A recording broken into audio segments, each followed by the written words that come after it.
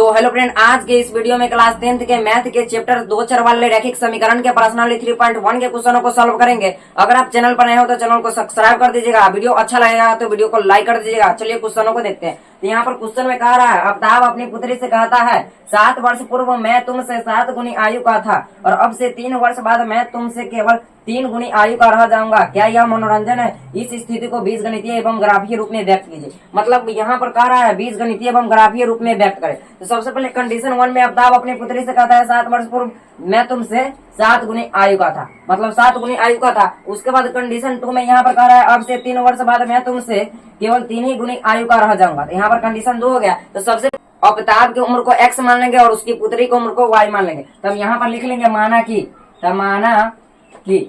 अमिताभ की उम्र बराबर अमिताभ की उम्र बराबर x वर्ष। अमिताभ की पुत्री की उम्र बराबर y वर्ष। यहाँ पर क्या कर रहा है 7 वर्ष पूर्व, अगर पूर्व रहेगा तो माइनस में होगा और यहाँ पर कह रहा है 3 वर्ष बाद, यानी बाद रहेगा तो प्लस में होगा। अगर पूर्व रहेगा तो माइनस में और बाद रहेगा तो प्लस में। तो सबसे पहले हम यहाँ पर लिख लेंगे 7 वर्ष पूर्व अमिताभ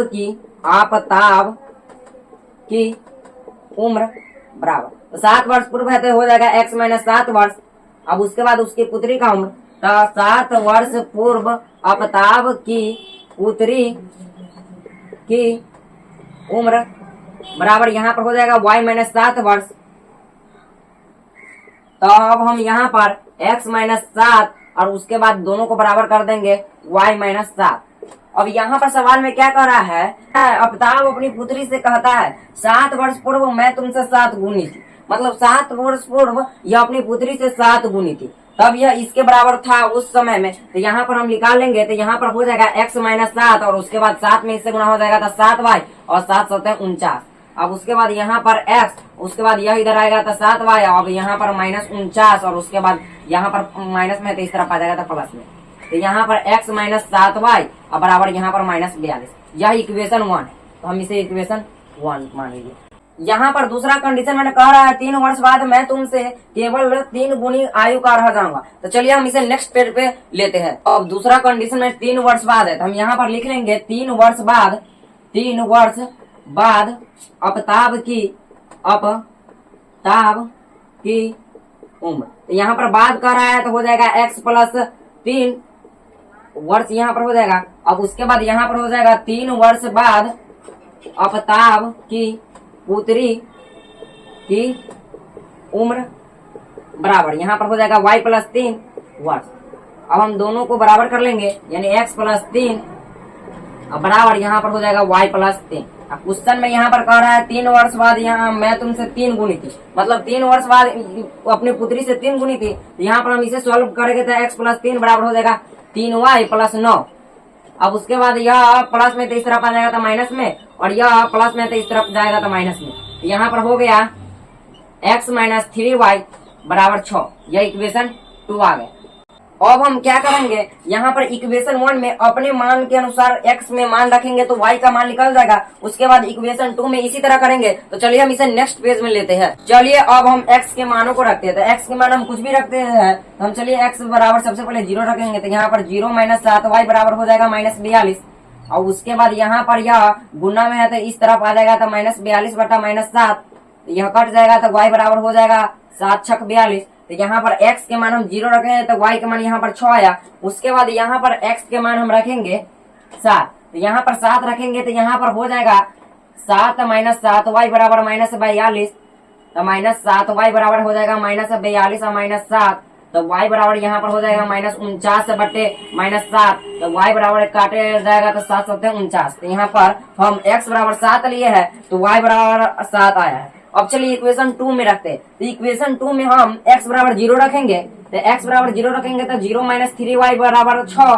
तो यहाँ पर y बराबर हो जाएगा 6 बटा माइनस 3, तो कट जाएगा तो y बराबर यहाँ पर आ जाएगा माइनस 2। तो हम x बराबर 0 रखे हैं तो y बराबर माइनस 2 आया। अब उसके बाद यहाँ पर हम x बराबर 3 रखेंगे। तो x बराबर 3 रखेंगे तो 3 माइनस 3 y बटे 6, तो यहाँ पर -3 और बराबर हो जाएगा 6 -3, क्या इस तरफ प्लस में है तो इस तरफ आ जाएगा तो माइनस में, तो y बराबर हो जाएगा 3 बटा -3, तो यह कट जाएगा तो y बराबर -1 आया तो -1, तो यहाँ पर हम x का मान 3 लिए है तो y का मान -1 रहे। अब यह दोनों बॉक्स है, अब हम इसे यह ग्राफ पर निरूपित करेंगे, तो चलिए अब इसे हम ग्राफ पर निरूपित करके आपको बताते हैं। अब आइए हम ग्राफ पर समझते हैं। तो सबसे पहले हम लाइन इस तरह से खींच लेंगे और इसी लाइन की तरह सीधा लाइन हम खींच लेंगे, तो चलिए हम इसी तरह खींच लेते हैं।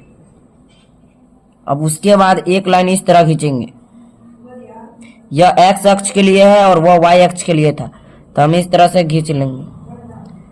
तो हम यहाँ पर लिख लेंगे x, और यहाँ पर है x माइनस के लिए और वह प्लस के लिए था, और यह y प्लस के लिए, यह y माइनस के लिए।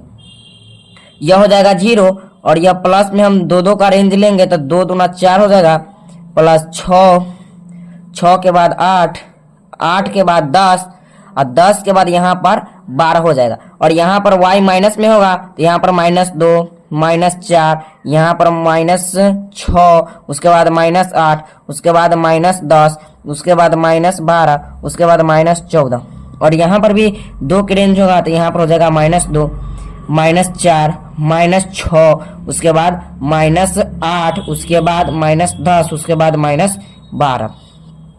अब यहाँ पर प्लस में है 2 4 6 8 10 12, तो यहाँ पर हो गया इतना। तो इस तरह से होने के बाद यहाँ पर x का मान 0 है तो y का मान 6 आया, तो x का मान यहाँ पर 0 तो y का मान 6, तो यहाँ पर हो जाएगा इस तरह से बिंदु देकर हम लिख लेंगे। उसके बाद यहाँ पर लिख लेंगे 0,6। अब उसके बाद यहाँ पर x का मान 7 है तो y का मान भी 7 आया, तो यहाँ पर 6 है, उसके बाद यहाँ पर 7 और y का मान यहाँ पर हो गया 6 तो यहाँ पर 7, तो x के मान 7 और y का मान 7, तो यहाँ पर इस तरह से हम लिख लेंगे 7,7, और उसके बाद इसे हम मिला देंगे, दोनों को बराबर करके हम इसे आसानी से मिला देंगे। तो यहाँ पर दोनों को मिला दिए और यहाँ पर जो इक्वेशन दिया है वो इक्वेशन लिख लेंगे। तो x - 7y बराबर -42, तो यहाँ पर हम लिख लिए। उसके बाद दूसरा इक्वेशन में x के मान 0 है तो y के मान -2, तो हम x के मान 0 यहाँ पर लिए तो y के मान -2, तो यहाँ पर हम इस तरह कर लिए, तो 0, -2 हो गया। उसके बाद यहाँ पर x के मान 3 लिए प्लस में, तो x के मान 3 प्लस में यहाँ हो गया। उसके बाद y का मान -1 आया, तो x के मान 3 और y के मान -1, तो यहाँ पर हो गया। तो हम लिख लेंगे 3, -1। अब दोनों को हम मिला देंगे, तो दोनों को मिलाएंगे इस तरह से, दोनों को समान करके हम इस तरह से मिला लेंगे, तो दोनों मिल गया। अब इसका इक्वेशन लिख लेंगे, तो इक्वेशन है x - 3y बराबर 6। ग्राफ पर निरूपित करना था तो हम ग्राफ पर निरूपित कर दिए। यह सवाल इसी तरह से सॉल्व होगा। चलिए अब क्वेश्चन नंबर 2 का देखते हैं। तो क्वेश्चन नंबर 2 में कह रहा है क्रिकेट टीम के एक कोच ने 3900 रुपया में 3 बल्ले तथा 6 गेंद खरीदे और बाद में उसने एक और बल्ला तथा उसी प्रकार की 3 गेंद 1300 रुपया में खरीदे। इस स्थिति में बीज गणितीय तथा ज्यामितीय रूप में व्यक्त कीजिए। मतलब 3900 रुपया में यह 3 बल्ले और 6 गेंद खरीदे। तो सबसे पहले हम मान लेंगे, तो माना कि हम सबसे पहले बल्ले की कीमत मान लेंगे x रुपया। बल्ले की कीमत बराबर x रुपया।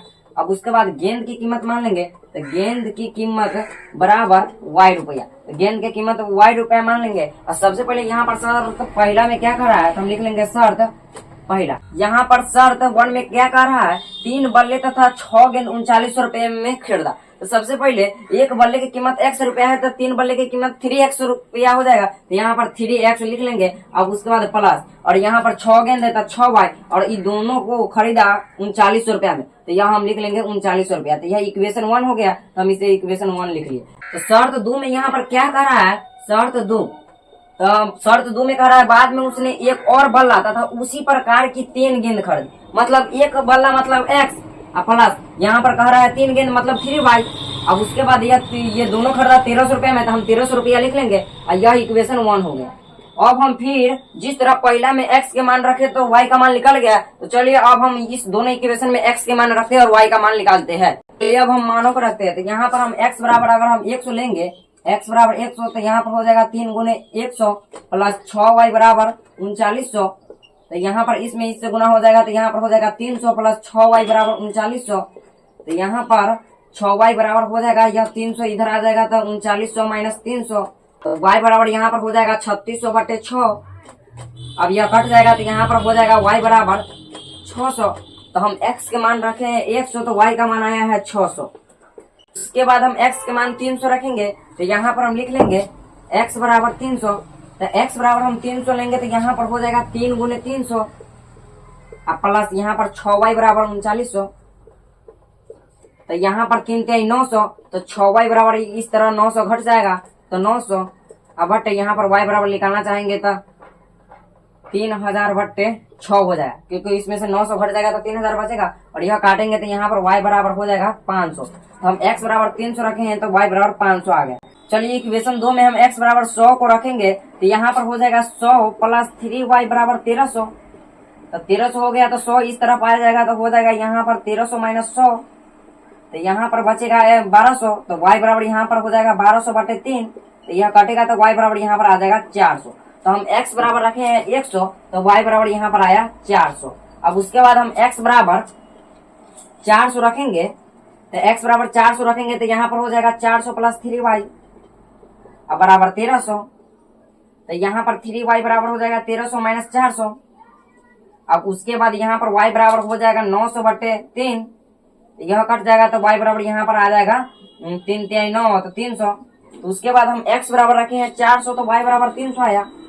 x बराबर 400 रखे हैं तो y बराबर 300 आया। तो हम क्या करेंगे, इन जो दोनों मानों निकला है इसे ग्राफ वाले कॉपी पर निरूपित करेंगे। तो चलिए यहाँ पर भी उसी तरह हम करेंगे जिस तरह क्वेश्चन नंबर 1 में ग्राफ खींचे थे। तो सबसे पहले यहाँ पर हम इस तरह से लाइन खींच लेंगे जो इस लाइन के बराबर होगा, मतलब उसी लाइन के ऊपर यह लाइन भी होगा।